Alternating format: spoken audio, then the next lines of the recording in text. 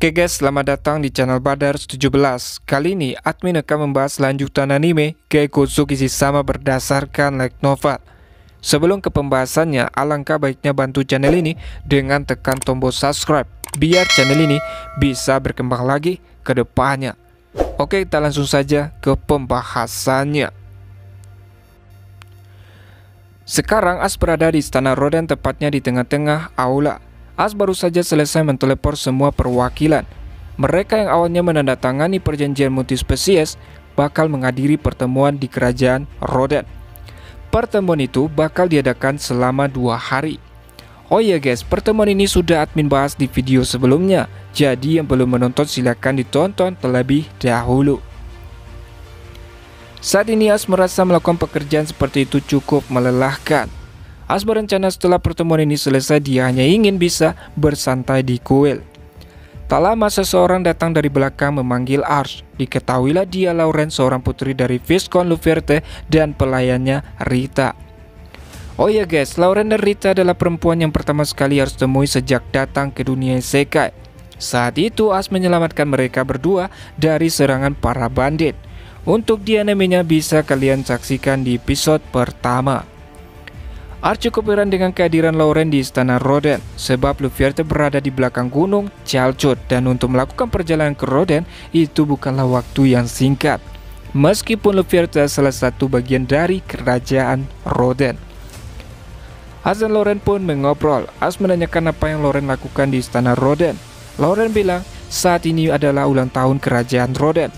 Jadi raja memanggil semua para bangsawan ke istana untuk mengucapkan selamat. Lauren datang ke sini bersama ayahnya. Bagi Lauren, ini adalah acara yang sangat langka dan memutuskan untuk ikut juga.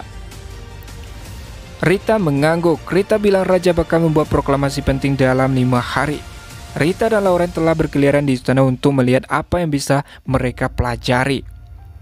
Di dalam pikiran Ars, satu-satunya alasan raja memanggil semua para bangsawan berkumpul di istana adalah agar bisa memberitahu tentang perjanjian yang dibuat setelah pertempuran kerajaan Suci Hill. Sebab dulu para bangsawan banyak mengincar para elf dan orang penggunungan. Jadi kemungkinan raja bakal menerapkan hukuman yang berat bagi yang mencoba untuk melanggar perjanjian itu. Ars dan Lauren masih mengobrol. Lauren balik bertanya apa yang membawa Ars ke istana. As tidak memberitahu detailnya. Ars hanya bilang dia lagi mengawal seseorang. As mengatakan itu sebab waktu pertama bertemu Lauren, As ngakunya sebagai tentara bayaran.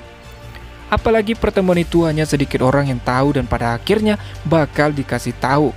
Jadi As merasa dia tidak berhak mengoceh tentang itu. Lauren tersenyum manis dengan memuji Ars. Lauren tahu bahwa Ars adalah pengawal yang sangat kuat dan tidak ada pengawal di luar sana yang setara dengan Ars. Tak lama Ponta bergerak di atas kepala Ars. Melihat Ponta, Lauren matanya terbelalak. Bagi Lauren, Ponta sangat mengemaskan. Awalnya, Lauren menyangka itu hanyalah hiasan.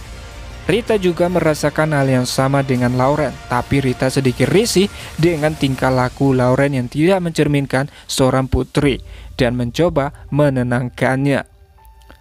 Lauren kemudian mengajak Ars bergabung bersamanya, tapi Ars menolaknya sebab ada hal lain yang mau Ars lakukan. Ars sebenarnya bakal ke toko laki untuk mengambil kayu yang sudah dipesannya.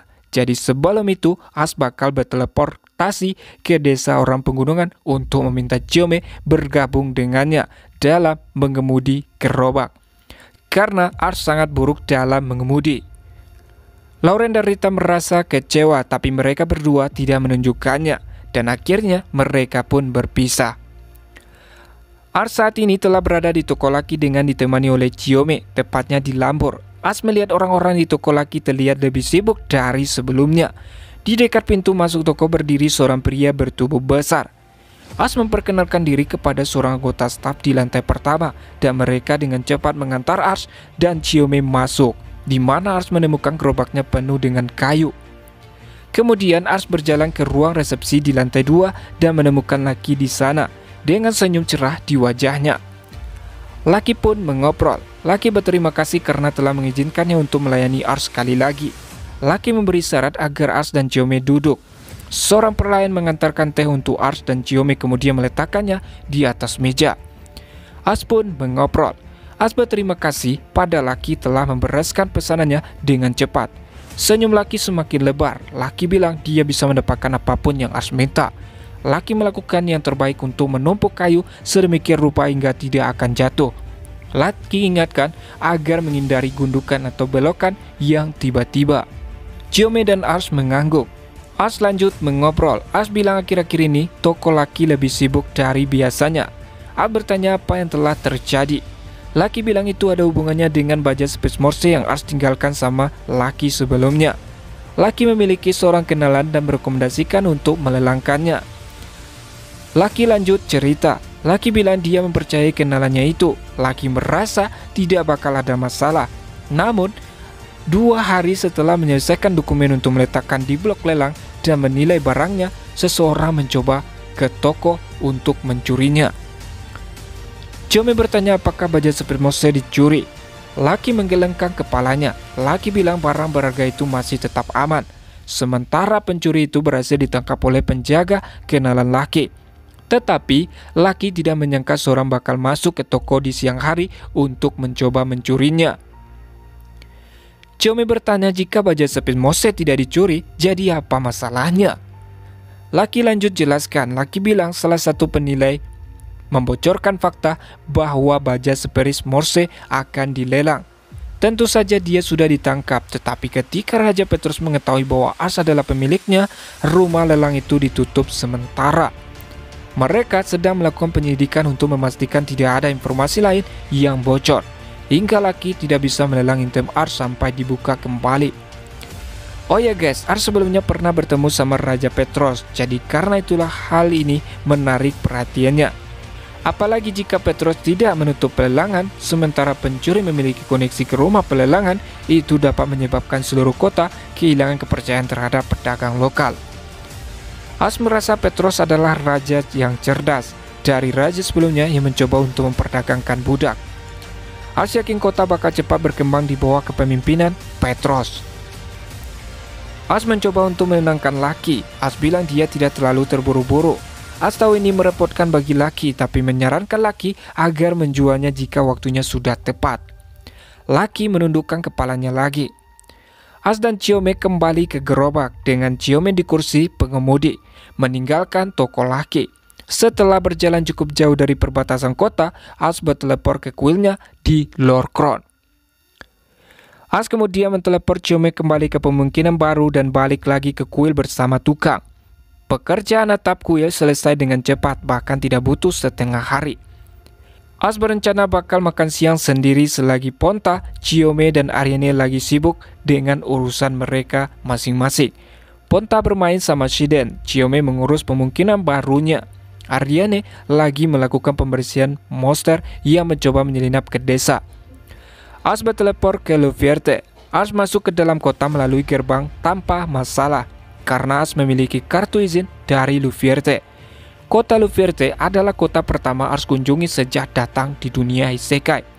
Dan bahkan jika Luvierte, Ars juga dapat tanda sebagai tentara bayaran dan melakukan misi pertama kalinya. Ars melewati beberapa toko sebelum berhenti sebelum membeli makanan.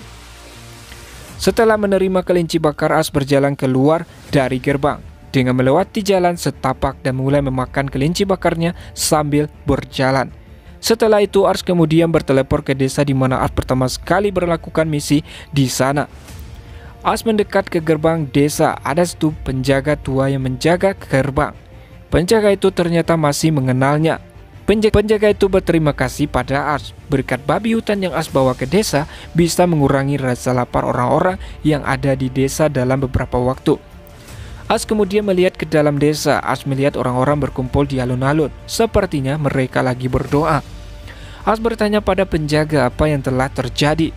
Diketahuilah mereka lagi memakamkan 2 orang anak kecil yang telah meninggal disebabkan penyakit. Ars mengenal 2 anak kecil di desa. Satunya bernama Marcha, gadis yang memanggil Ars ke desa. Satunya lagi adik perempuannya, Herina. Ars menduga yang meninggal itu adalah Marcha, tapi setelah dijelaskan oleh penjaga itu bahwa Marcha, Herina, dan ibunya baik-baik saja, Ars sedikit merasa sangat lega. Sebelum Ars pergi untuk pamit, Ars menitipkan 5 koin emas agar diberikan kepada keluarga yang menderita. Ars kemudian berteleportasi ke ibu kota Olaf, kerajaan Rodet.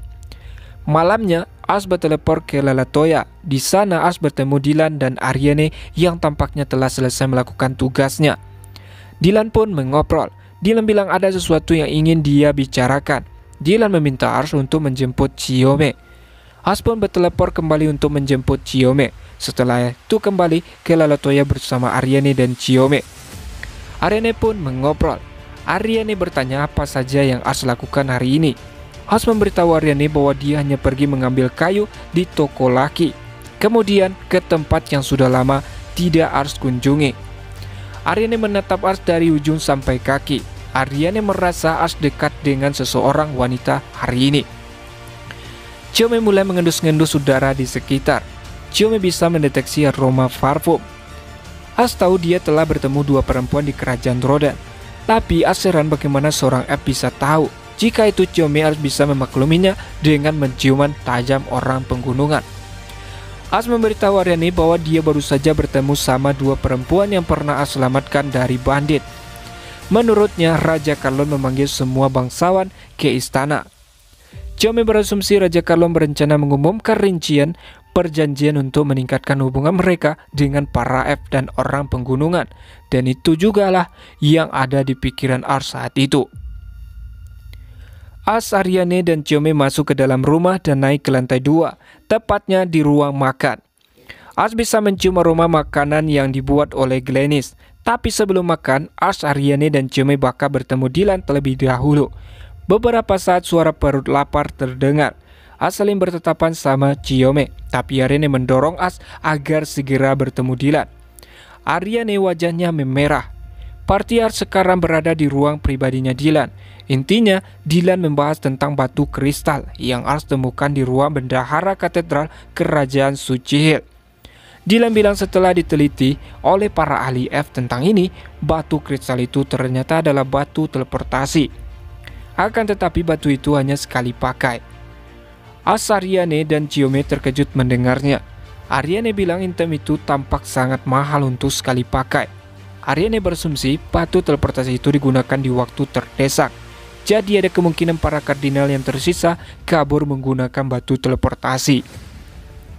Dylan setuju dengan penilaian Ariane karena titik lokasi di mana seorang dipindahkan setelah menggunakan batu teleportasi belum diketahui.